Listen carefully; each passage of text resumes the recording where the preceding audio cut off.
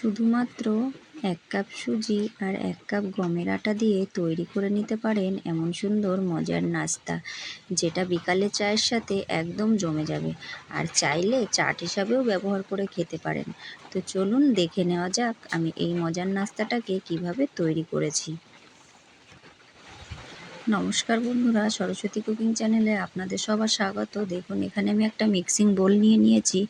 এখন আমি এই মিক্সিং বোলের ভিতর নিয়ে নেব 1 কাপ গমের আটা। তো দেখুন, এখানে আমি 1 কাপ গমের আটা নিয়েছি। এখন এই আটার ভিতর নিয়ে নেব আমি 1 কাপ সুজি। এই যে আমি 1 কাপ সুজি নিয়ে নিলাম। এখন এর ভিতরে দিয়ে দেব অল্প একটু জিরে, সাদা জিরে এটা, অল্প একটু কালো জিরে, অল্প একটু জোয়ান,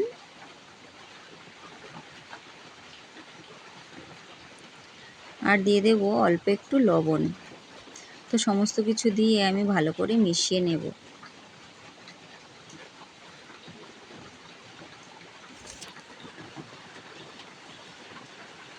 তো দেখুন, আমি সমস্ত কিছু দিয়ে মিশিয়ে নিয়েছি। লবণটা আমি পরেই দিয়ে দিলাম। তো এখন এটাকে আমি অল্প অল্প জল দিয়ে একটা শক্ত ডো তৈরি করে নেব।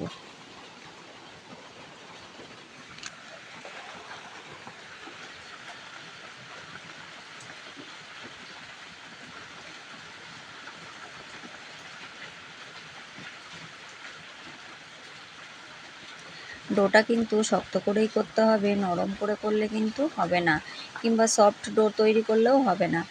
এটাকে একদম একটা টাইট একটা ডো তৈরি করতে হবে। তো দেখুন, এখানে এই যে আমি একটা টাইট ডো তৈরি করে নিয়েছি। এবার এটাকে 10 মিনিট মতন ঢেকে রেখে দেব। 10 মিনিট পরে আমি ফিরে এসেছি। দেখুন, আমি ঢাকনাটা খুলে নেব। এখন কিন্তু ডোটা একটুখানি সফট হয়ে গেছে। তো আমি হাতের সাহায্যে ভালো করে মেখে নেব।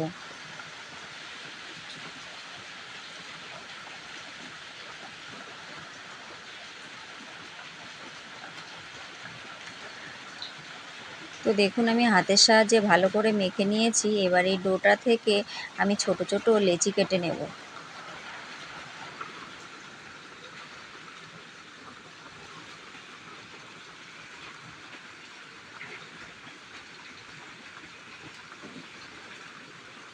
এই যে এরকমভাবে আমি সমস্ত লেচিগুলো কিন্তু কেটে নেব।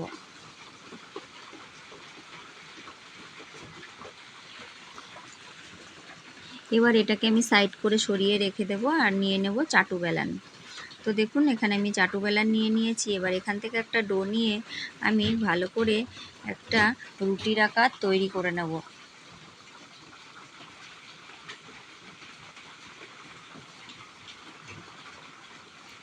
তো দেখুন, আমি এখানে একটা রুটির মতো তৈরি করে নেব। তো দেখুন বন্ধুরা, এই যে আমি একটা রুটির মতো তৈরি করে নিয়েছি। এবার একটা এই কুকি কাটারের সাহায্যে আমি এটাকে কেটে নেব। আপনারা চাইলে যে কোনো কৌটার মুখ কিংবা বোতলের ছোট মুখ দিয়েও ছোট ছোট করে কেটে নিতে পারেন।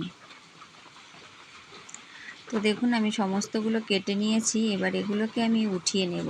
আর সাইডের যে বাকি অংশটা থাকবে সেগুলোকে কিন্তু আমি বাদ দেব না। ওটাকেও আমি আবার ডোয়ের সাথে মিশিয়ে আবারও এরকম শেপ দিয়ে আমি তৈরি করে নেব।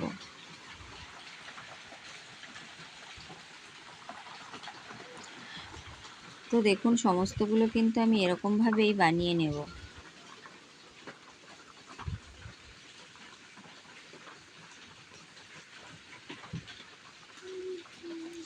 এই যে আমি একটা প্লেটে উঠিয়ে নিচ্ছি। আবারও আমি সমস্তগুলো এরকমভাবে তৈরি করে নেব।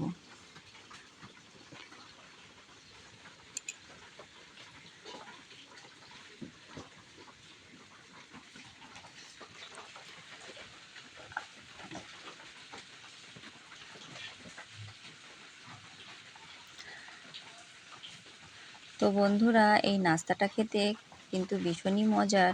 অবশ্যই কিন্তু বাড়িতে একবার এরকমভাবে তৈরি করবেন, তৈরি করে খেয়ে দেখবেন। আর এটা যদি চাট হিসাবে খেতে চান তাও কিন্তু খেতে পারেন।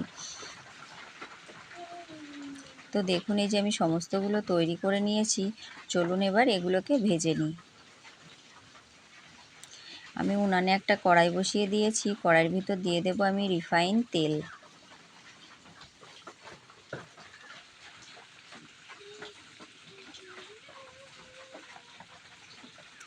তেলটা গরম হয়ে গেছে, তেলের ভিতর আমি একে একে এবার সমস্ত ইয়েগুলো ছেড়ে দেব, নাস্তাগুলোকে।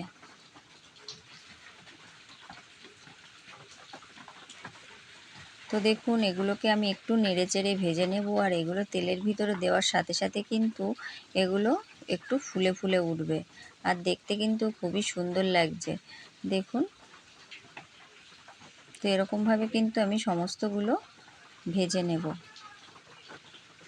এগুলোকে কিন্তু তেলের ভিতর দিয়ে একটু নাড়াচাড়া করলে কিন্তু ফুলে ফুলে উঠবে। তো দেখুন আমি নাড়ছি, আর এই যে ফুলে ফুলে উঠছে।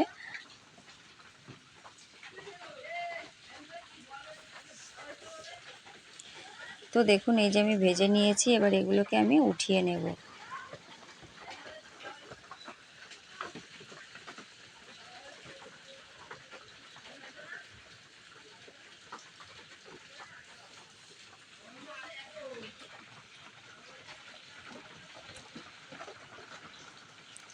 তো বন্ধুরা আবারও আমি তেলের ভিতর কিছুটা দিয়ে দেব, দিয়ে কিন্তু আমি একইভাবে ভেজে নেব।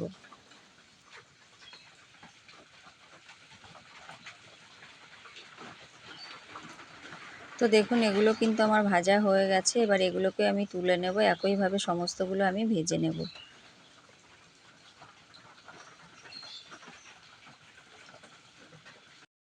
তো দেখুন এই যে আমি সমস্তগুলো তৈরি করে নিয়েছি, দেখতে যেমন সুন্দর খেতেও কিন্তু তেমনই মজার হয়েছে। আর এটা দেখুন আমি এখানে 1 কাপ চা নিয়ে নিয়েছি, আর এটা কিন্তু চায়ের সাথে খেতে কিন্তু ভীষণই মজার, আর চাট হিসাবে যদি খান তাও কিন্তু জমে যাবে।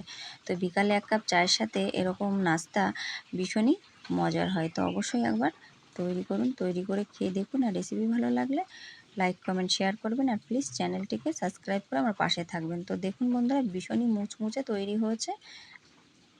তো অবশ্যই একবার তৈরি করুন, তৈরি করে খেয়ে দেখুন।